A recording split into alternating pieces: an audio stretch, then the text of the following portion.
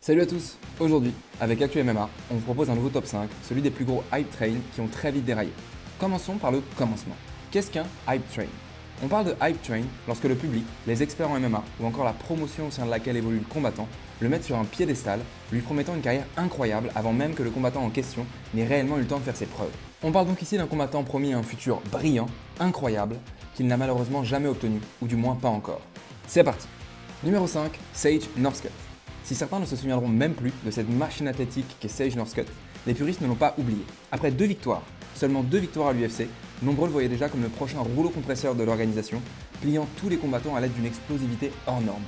2 défaites par soumission viendront ternir ce futur brillant, qui se perdra définitivement lors d'un transfert au ONE FC, où son seul et unique combat se terminera sur une violente défaite par KO. Numéro 4, Aaron Pico. Un combattant qui a encore largement le temps de s'offrir une belle carrière, mais dont la hype s'est presque éteinte dès ses débuts.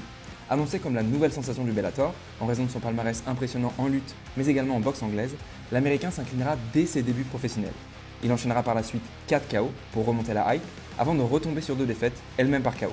Des débuts en forme de montagne russe pour celui qu'on voyait comme la prochaine star de l'organisation. Et évidemment, le temps joue encore en la faveur de Pico, mais la hype, elle, en a pris un sacré coup. Numéro 3, Johnny Walker.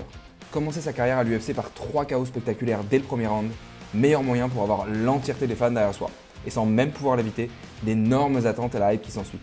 Alors qu'on percevait déjà son combat face à Corey Anderson comme un combat éliminatoire pour un title shot, le Brésilien a montré qu'il était humain, comptabilisant depuis cette première déconvenue 4 défaites lors de ses 7 derniers combats.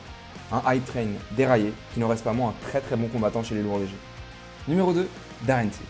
Arrivé à l'UFC invaincu, Darren Till est LA sensation européenne qui prendra un sacré coup de hype suite à une victoire par KO face à Donald Cerrone. Une victoire confirmée via une autre sur une décision litigieuse face à Stephen Thompson, de quoi gonfler les attentes placées en lui. Pour le Britannique, malheureusement, la suite ressemblera à une descente aux enfers. Une défaite par soumission lors de son seul et unique title shot face à Tyron Woodley, un KO sur ses terres face à George Masvidal, et plus récemment, 3 défaites dans sa nouvelle catégorie face à Robert Whittaker, Derek Brunson et Dricus du Plessis.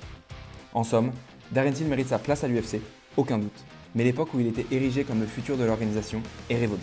Numéro 1, Ben Askren. Une fin de carrière extrêmement difficile pour une arrivée à l'UFC bien trop tardive pour être couronné de succès. Invaincu lors de son transfert depuis le ONE FC, Ben Askren est d'ores et déjà vu comme un potentiel futur champion.